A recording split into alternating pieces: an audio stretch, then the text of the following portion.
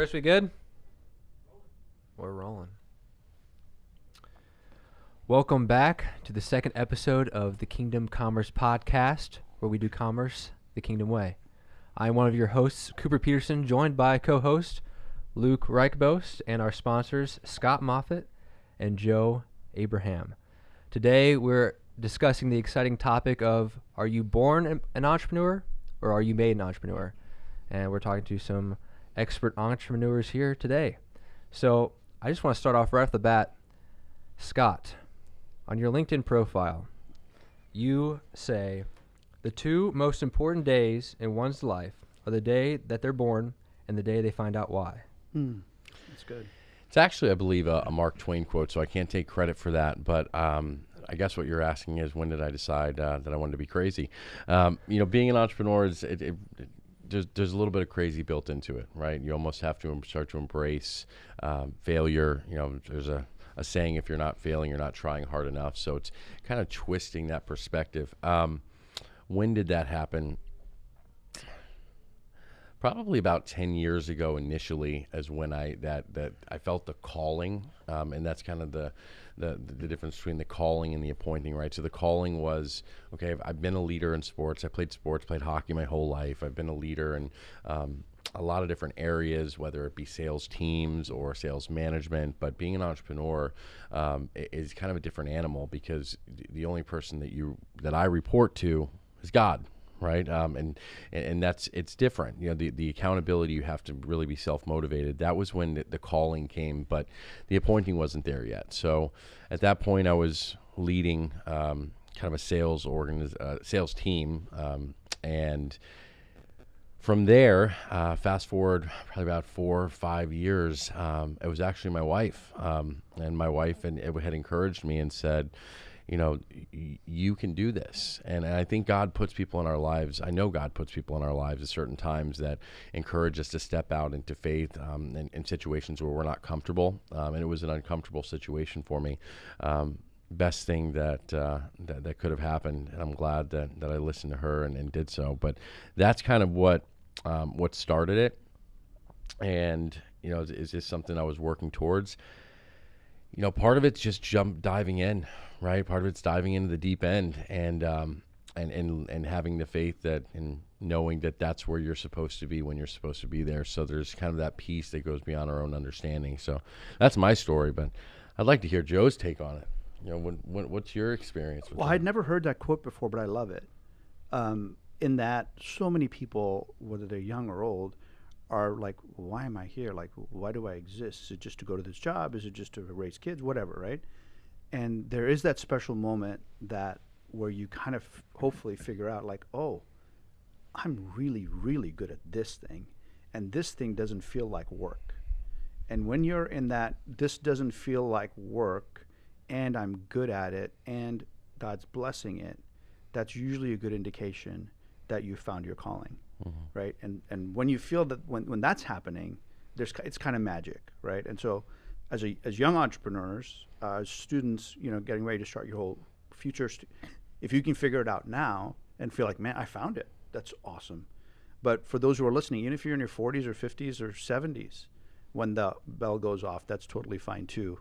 But you never want to end your life not having known the answer to that question, I think. I love that you put it that way. One of our portfolio partners with Ideal Strategic Partners said something to me about 3 years ago, and I repeat it often.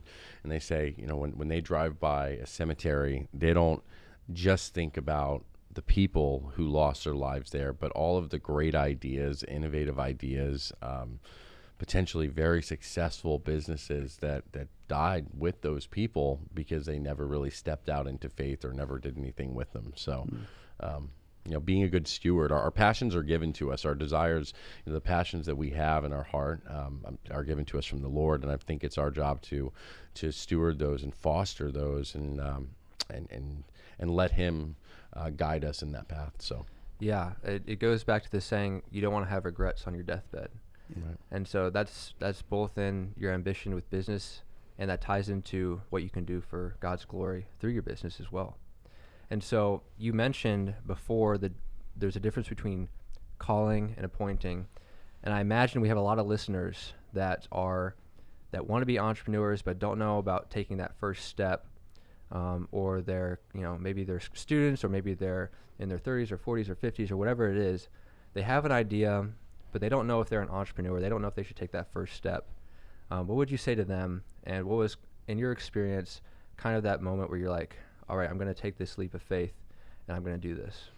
Sure. So, as I talked about before, great question. As I talked about before, it was really, I had that vision and that calling. And this is where I've made mistakes in my life before. It's almost like you're on the starting block. I know you're a big runner, so when you hear that, that gun go off or that go, I always, and still do, and at times, that calling is the gun going off for me, and it's not supposed to be. I've learned that, and in all scenarios, sometimes maybe, but for me, I think it's more of God saying to me, okay, this is what I have for you, but you may not be ready for it yet. So at that point, the difference between the calling and the appointing is, this is the vision, or these are the plans that I have for you, and they're going to come to fruition when you are ready for them, right? And so I think that the appointing is, you just know when it's time. I knew when my wife looked at me and said, you can do this, and encouraged me and built me up, and God had put her in that position and given her that, the prophetic knowledge to say that to me and encourage me to do so.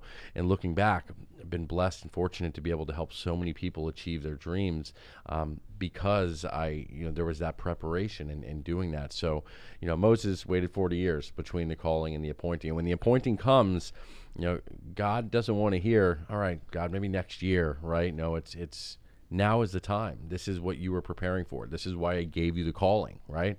And so it's an opportunity to really start to prepare by listening to Kingdom Kommerce, prepare by surrounding yourself with like-minded individuals, get a mentor, someone that really will pour into you. And so that's kind of what you should be focused on during that calling and appointing or validation process. Yeah, we were kind of talking about this before this episode, but there's a balance between learning and being prepared, but you also don't want to be paralysis by analysis. Yeah. And so, Joe, you kind of mentioned this before the show, but how do you know when it's time to take that first step? Is it okay to start without knowing everything, or how much time should you spend preparing, educating yourself? I think Scott and I would agree, we still don't know enough to run a business, honestly, right, Scott? Yeah. I mean, think about it. I mean, you've got CFOs and marketing people and people who are doing other things that you don't do. And so there'll always be this gap in your ability and what the business requires of you. So that should never be the reason not to go. But I would say, is the idea big enough? And I'll help qualify that, because I've had friends, family members, even myself at times, have an idea. And like over Thanksgiving, they'll be like, hey, I have this idea. What do you think? And like, okay, great idea. You've identified a problem. You think you have a solution, whether it's a product or service. But then how big is it in you? Is it just an idea that after Thanksgiving, if I don't make a big deal of it, you'll never think about it again? And I don't call you and say, hey, I have an investor for you, or hey, I'm ready to fund it. That'll be that? Or is there a growing intensity of that idea just bubbling? You can't stop thinking about it, and hours and days and weeks and months are going by, and it just won't let you go. And along the way, you're seeing more and more of the problem. Like, so maybe you identified a problem solution like you did as a runner, with the gloves. It'd be one thing if you had that flash of idea, and then because you needed it, but then you never saw the need anywhere else. But if the next day, the next week, as you talk to people, oh my gosh, I would want that. That's a confirmation that the need is being confirmed, right? So that's a piece of the puzzle. And then if it's of the Lord, when he talks about appointing, you'll start to feel an energy. You'll start to feel a passion growing inside of you that's not tied to money. Oh, I'm going to get rich. It's like you start thinking about the customers, you think about the outcomes, you start thinking about all the value it'll create, and you're like, I have to do this. So if all those things are starting to sustain themselves over days and weeks and months, you'll also sense that your risk tolerance starts to grow. Because on some of your other ideas, you wouldn't be ready to empty your bank account, or quit school or whatever, some crazy thing that an entrepreneur would do. But with this one thing, while you're going through this escalating intensity building, if you're in prayer and you're getting good counsel at the same time, and then you'll sense your risk tolerance grow. That's usually a good sign that this could be it, or at least one of the many businesses you're ever going to start. That's great. And you know what? The risk that you were referring to, it doesn't seem as risky. It doesn't. Yeah, the tolerance. It's almost like pain tolerance changes as you run, right? Your risk tolerance changes as God prepares you for what's next. Like there was a risk tolerance Abraham felt when God's like, yeah, you're going to be kind of leaving and moving, right? But because it was of the Lord, all the risks, all the worries, all the fears, who's going to come attack us? Who's going to take my wife? Who's going to take my kids?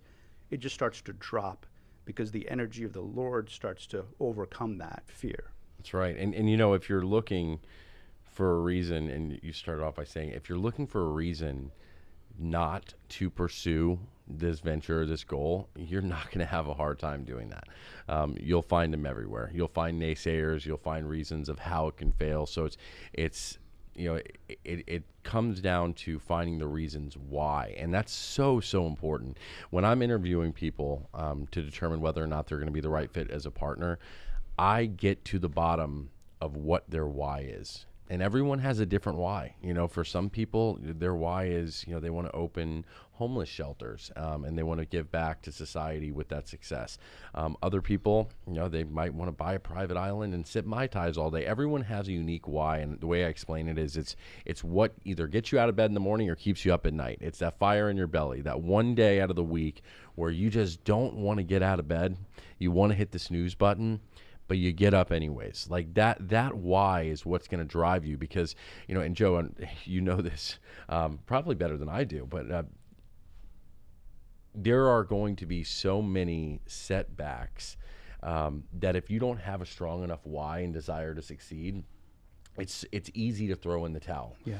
So that why is what takes you there. And, you know, you talked about that confidence as well. You know, the confidence is a demonstration of knowledge. One of my mentors when I was about 21 years old told me that, and it really stuck with me. It's, you know, really digging in. We have so many resources that are available to us to be able to validate our idea, look at other products on the market, and we'll talk more about those practices and strategies later when we talk more about market research. But, you know, there's becoming confident will also make it seem less risky. And one way of doing that, you know, you talk about the advisors. So Solomon was the wisest man in the Bible, right? Why was he the wisest man? Because he had the most advisors. When we bring on an advisor, we have 52 advisors with Ideal Strategic Partners, and these are very seasoned business professionals. A couple of them run billion-dollar companies. Several of them run $100 million plus companies, all different industries, different verticals. When we're looking at an advisor, we're not looking for someone who's a jack of all trades, a master of none. You know, we're looking for someone who has a very specific knowledge in one lane or one vertical, and we fill the gaps there. You don't have to know everything about everything. So that's how you can get stuck in paralysis by analysis, is thinking that you have to do it all. Early on, you have to do a lot more than maybe you're prepared for. So that's where the preparation is. But as you grow, and as we talk more about kind of building the team later, it's just about surrounding yourself with people who complement where you are, and getting advice from people who can kind of fill those gaps. So looking back to our last episode that we recorded, and if you haven't listened to it already, I would definitely recommend going to check it out.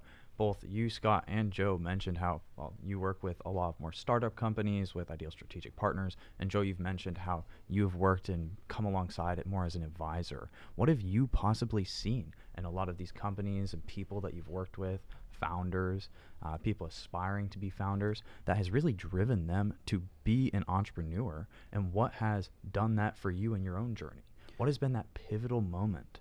I would say, look, not wanting to be broke is a pretty compelling reason why most initial startups happen, right? One of my good friends, Charlie, who's been my partner in a couple of ventures, like he said, Joe, like he grew up on a farm in Wisconsin. He's like, I don't want to ever be broke, so that's why I'm going to be an entrepreneur. And I think that's okay as an initial motivation, right? As long as you go through the rest of the checklist and all that, because starting a business has the potential to generate revenue and transform lives, right? Not just yours, but the people you come in contact with. So sometimes that's it. Like I've worked with people who run $50-100 million manufacturing companies, and their motivation to start the business was, I just want to provide better. But then there's other times when it's more of an invention, it's a creation, where the invention or the creation becomes the why, and it drives the person into entrepreneurship. So when there's invention involved, the product or service ends up being the driver. When it's not so much that, it's more like there's no invention, there's nothing new, you're just doing the same thing 10 other people are doing, you just decided you're going to do it a little bit better. There's usually more of an intrinsic, hey, I want to prove to my parents that I'm not a loser. It's, I want to make money. It's, I want to impact my community, whatever it may be, that ends up being that initial kickoff. Or I hate my boss. You know, there's a lot of people who worked in a company, it was a bad culture, or they were mistreating their customers, and they're like, look, these people don't treat customers right. I'm going to start the business where we treat our customers right, and 5 people follow them, and they started a great business that did the same thing and became a competitor to their boss. That happens all the time, and I think that's good too. So the motivation can be any one of those, and there's probably half a dozen more. That's great. From a Christian worldview, how do you see entrepreneurship as a vehicle to give glory to God? Is glorifying God part of your entrepreneurial journey, and how do you use that as one of your whys? Yeah, so if glorifying God is your thing, which it should be for all of us as Christ followers, right? Then in all we do, we're supposed to be glorifying God, right? One of my friends, Bruce Strom, who runs an organization called Administer Justice, he uncovered something for me that was a big aha. And that is this idea that work is worship. And he took me back to Genesis, and where God put Adam and Eve in the garden and they to work. That word, when translated, is work, but it's the same word used for worship. So wherever work I do is a form of worship. The only question is, am I using it to worship myself or my idols or God, right? So in that sense, when the appointing comes to go into entrepreneurship and start a business, it's an incredible opportunity to glorify God. Because now, to some extent, the spotlight's on you, right? You're at the pitch tonight, spotlight's going to be on you. If you hire employees, spotlight's going to be on you. If you go borrow money from a bank, spotlight's going to be on you. And every one of those opportunities, your competitors, spotlight's on you. It's an opportunity to be different, to be Kingdom Kommerce minded, and demonstrate God in your business, because when they look at everybody else, they should see something different. That's right. Scott, we had a conversation about this recently. What's the acronym? What's the acronym you have for businesses? BIM. You had shared with me BAM, Business as a Ministry, and I said that's not how I see it. Business is ministry. Mm-hmm. It is they're the same. I mean, everything that we do, like Joe said, is to honor God. So when our purpose is to honor him, we become a reflector, right? So he shines his light on us, and we reflect that to the world. You know, we for employees or people who see us operating within our business, vendors, you know, there's certain practices we'll talk about later. I mean, you know, we pay our invoices the minute we get them, right? Even if they're net 30, you know, we pay them right away. I believe there's a way, you know, to act as a kingdom business, you know, Kingdom Kommerce type business, that's different from the secular world. And, you know, to directly answer the question, I think that you would ask Joe too, is that, you know, we're called to be the head and not the tail, right? And so it's my firm belief that Christians should be the leaders in all areas, on all 7 mountains of influence. We have the Holy Spirit within us. I mean, we have God, you know, heaven on earth. We have God living within us. We have an advantage over people that don't have that. And so if we aren't the leaders in every area of commerce or an industry, then we're not. Then that's us. We need to tap into that and be that reflector, because we have a competitive advantage against the rest of the secular world. And it's a massive, significant competitive advantage when you really tap into it.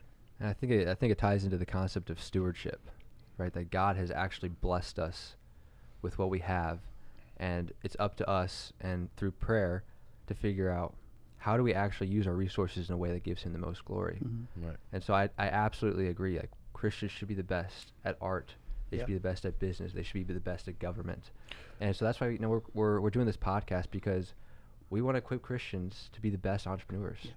Well, it's also, I love that you mentioned the stewardship aspect, because it's so much of it too, for me at least, is, look, if I make this decision a little hastily and I don't put as much thought, or I don't seek as much counsel, if I view Ideal Strategic Partners as my company, oh, well, no big deal. Like, we'll recover from it. It's not my company. And the second that I realize that it's God's company that He's entrusted me to steward, it's like, it's, if I ask you to go, if I give you $100 and I say, Cooper, go spend this on some marketing material, right? If it's your $100 and you make a decision that doesn't end up panning out, it's not going to mean as much to you. If it's my $100, I would at least hope that you're going to think a little bit more, maybe even twice, about, is this the right decision? Should I look a little bit more into it? And so that's kind of where, and it's easy as an entrepreneur when you start building something that God has given you and blessed you with, and you start building it and you see the fruit that starts to come from it.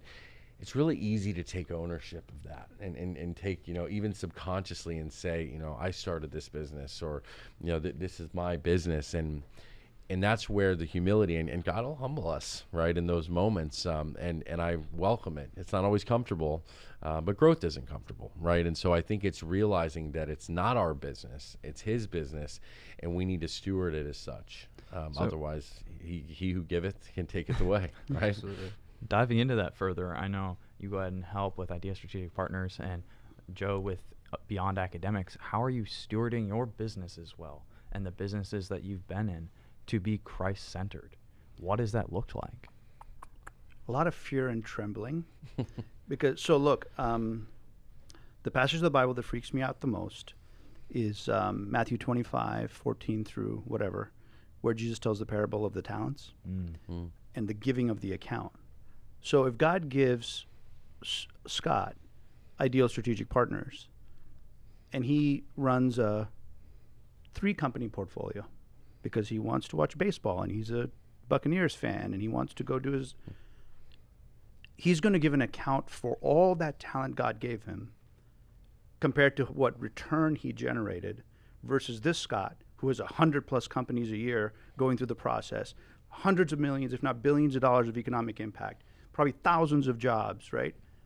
So same human had the choice to go big or go small, to be in fear or fearless, because God's on his side. So I think when it comes to stewardship, God's given us all some talents, and we have to fearfully manage to those. Never getting outside of it. I never want to chase his success to try and be as successful as him. But as it is on me and my partners, how do we kick butt in the market? So at Beyond, we're just a consulting firm. Typically you would think, consulting firms, there's a half a dozen of them everywhere. We're going to be the best. We're going to crush the billion-dollar consulting firms. We have no fear of them. We have no fear of the vendors in our market who are doing bad things to the industry and selling to universities $20-30 million worth of software that doesn't work. So we're boldly calling it out. We're stepping out saying, yeah, we could get in a lot of trouble. Any day I could get a letter in the mail saying you're being sued by some $10 billion enterprise with deep pockets. We don't care, because we have clarity of what we want to do for our customer, and we're just going to go after it. So that's part of that feeling of stewardship. God's given us something. We just got to go, and we just can't sit back and hope and fear and worry and doubt. We just got to go. You reminded me of a few days ago we had Mr. Schomburg. He is donated graciously to Cedarville for the funding of their new business building, and he came and spoke in my marketing class. And he went ahead and talked about how, for that specifically, I can't say the exact verse off the top of my head, but it's, man plans his steps, but God directs his path. Yep. And he was like, you are still called to plan your steps and go forward. And God will direct your steps upon your path and whatever he has for you. But if you don't plan and you're not striving for that and striving to grow and striving to do more and go out and do the best that you can, both representing Christ in that market, in that area, what you're trying to do, then he's not going to use you there. It's such a good point, and you can validate this, Scott, because you deal with early stage companies. So many young entrepreneurs, and I don't mean young in age, I just mean young as in this is my first one, right? I could be 50 and be a young entrepreneur. So many young entrepreneurs will come up with their idea, they'll build their website, and then they'll be like, where's the traffic? Like, nobody's buying.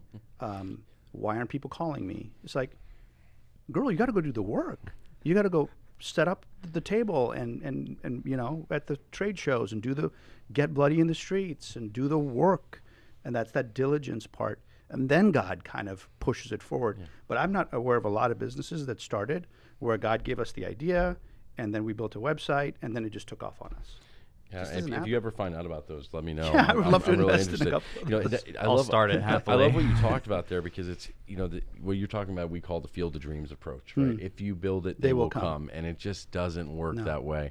You know, Cooper actually said something in one of the meetings we had quite a while ago, like, man eats by the sweat of his brow. Yes. Right? And he reminded me of that from Scripture, and it's so true. But what you just talked about, Cooper, or Luke, excuse me, two things. You asked kind of how we implement that stewardship into the business. So for me, I'm less interested when I'm hiring for people for the core team. So not for advisory roles where experience is really important.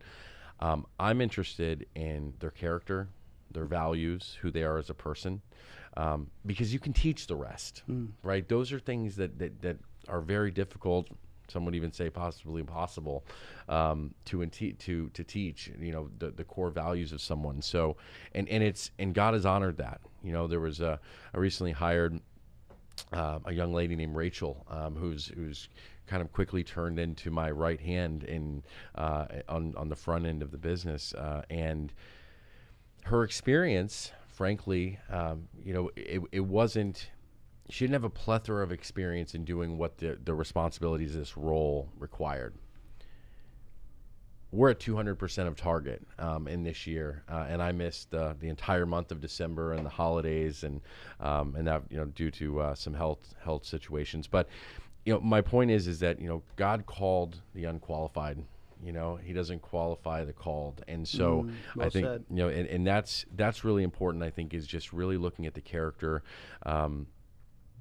There was something else that you had mentioned that I thought was really good, and I'm trying to remember what it was. No worries. It'll come back. Don't worry about it. But real quick though, you just went ahead and mentioned you don't need to have all this experience, and I know Cooper and myself are in college. Would you say that really your degree matters as much depending on what you're trying to go into? Like I said in our first episode, I was a bio major, right? And then I switched to political science, and because in my culture, you're either a doctor or a lawyer or an engineer or something like that. And you know, no, your education matters very little in entrepreneurship. Now, your education matters because the relationships you're building, the guidance you're getting, your professors, the network, all that mission critical. What you're learning in the classroom, likely not going to be anything you use, even if you took accounting classes, which are still important. I'm in accounting now. I'm happy to hear that. Well, you'll find yourself learning that when you start a small business and you start doing accounting there, it's just a different form of accounting. We just you don't have cash flow, so right. Like you could study cash flow all day long, but until you have cash flow, you got to figure it out. There's nothing flowing. You kind of you invent. I'm negative. Yeah, exactly. So all that to say, a young entrepreneur, budding entrepreneur, should never worry that they don't know enough. It's more important to have the passion, have the confirmation of the appointment, have the counsel, have support, and you can move mountains with that. And I remember what I was going to say. Oh, So of the planning aspect was what you were talking about. And just to piggyback on what Joe was saying with school. So I didn't graduate college. I didn't go to college. I had some family circumstances, so I didn't have that experience. But I have been involved. University of Tampa is about 3 blocks from our office, downtown Tampa, and they're, I think, #9 business school in the country. And then Cedarville, this is probably my 5th or 6th time here, and I call it a small slice of heaven. And I love being here. I love seeing elements of higher education start to, because at first when I thought about entrepreneurship and higher education, to me, they were like, it's an oxymoron, Like, right? I mean, entrepreneurship is for, it's not for the academia. It's not for It's for the street university. smart, not the book Yes, smart. it's for those that are just hungry and they don't care. They're just going out and the dog on a bone.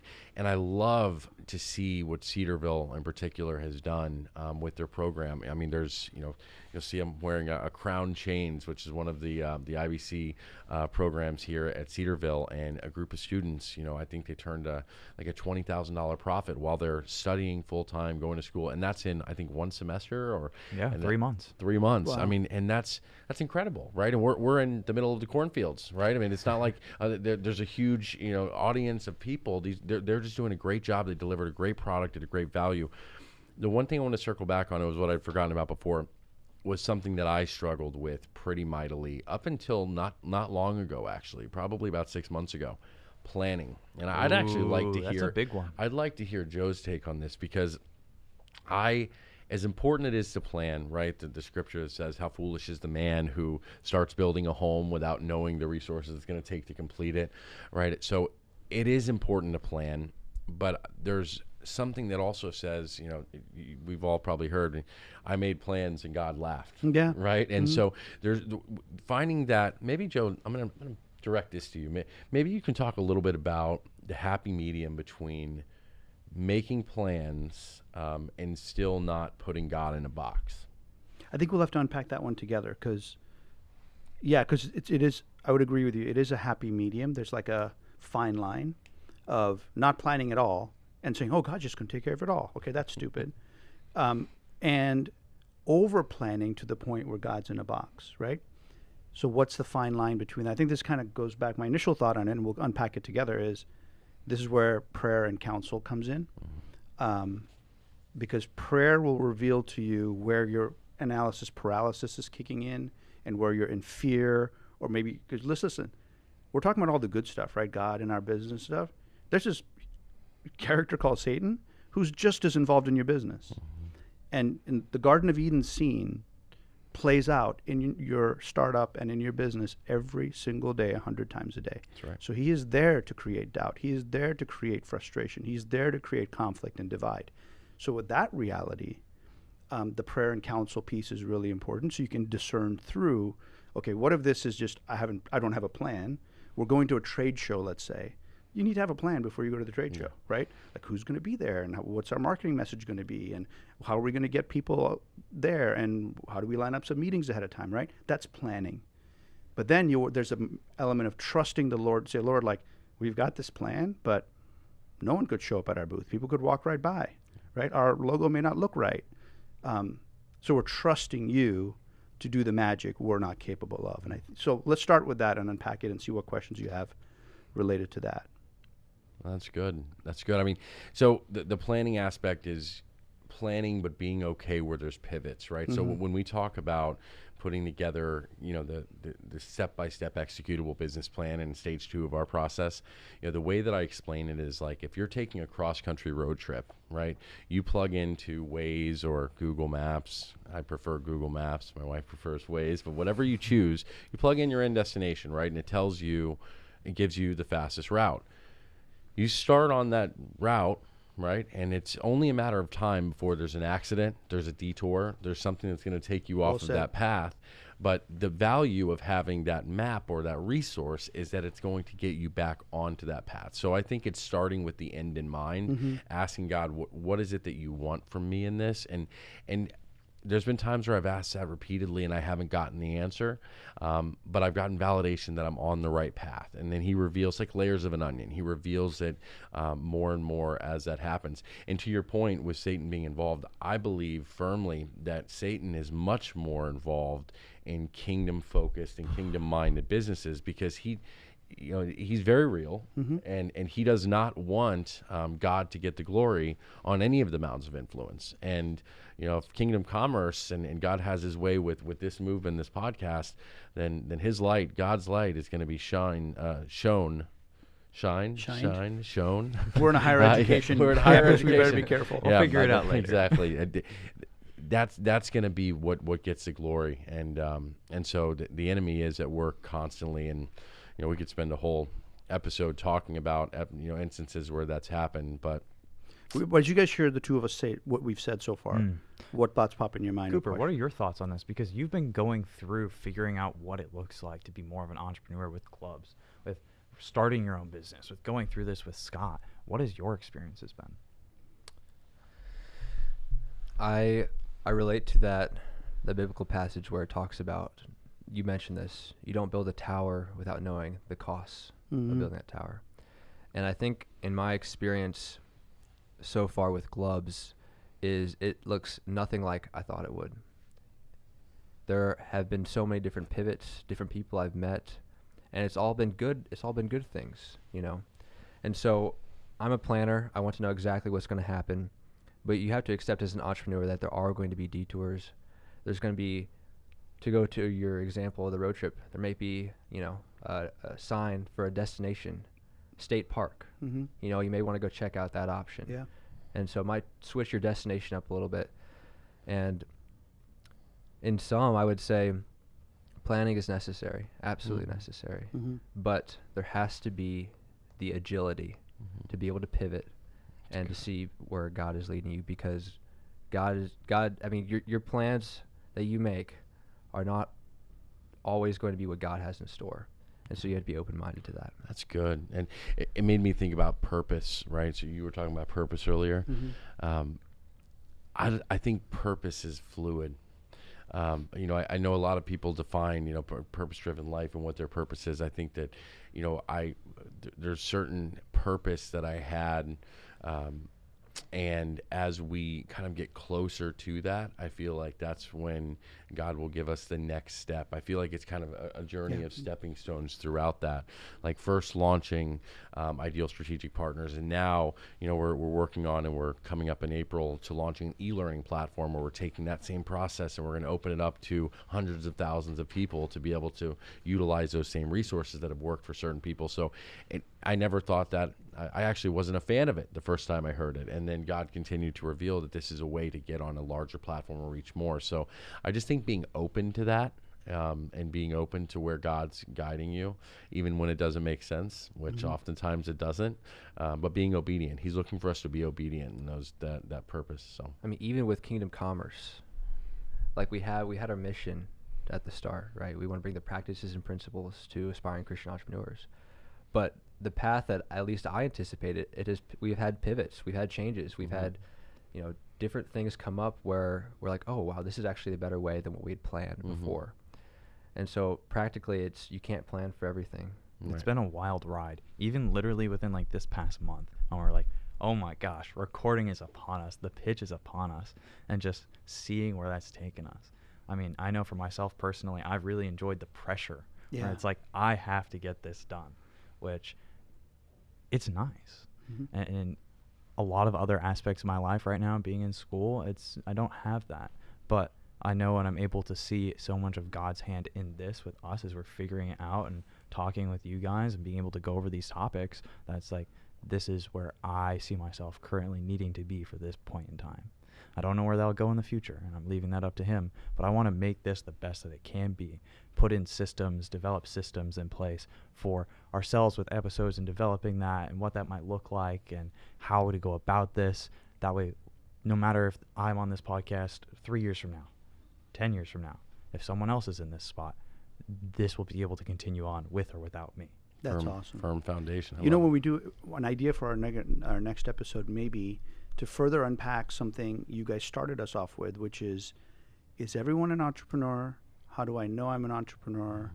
Because there's a lot of, I don't want to say confusion, but a lack of clarity on that topic that sometimes holds people back and sometimes pushes people into something they had no business going into. Identity, keyword identity. Yeah, so maybe we can unpack that in an episode and have some conversation about that too. Absolutely. Great. That'd be great. I think along with that, overall, what we'd be able to do is we can really dive into this next time. With that said, though, I'm going to turn it over to Cooper, and I think we should just pray it out for this time. All right. Lord, you know our hearts, you know our desires. We ask for a pure heart in what we're doing. We ask that you guide us and that you lead us down the paths that we're supposed to follow. Give us the directions, the steps, and the wisdom to be successful entrepreneurs, and to learn well. Thank you for your Son, Jesus Christ. Amen. Amen. Amen. We'll see you next time on the next episode of Kingdom Kommerce. See ya.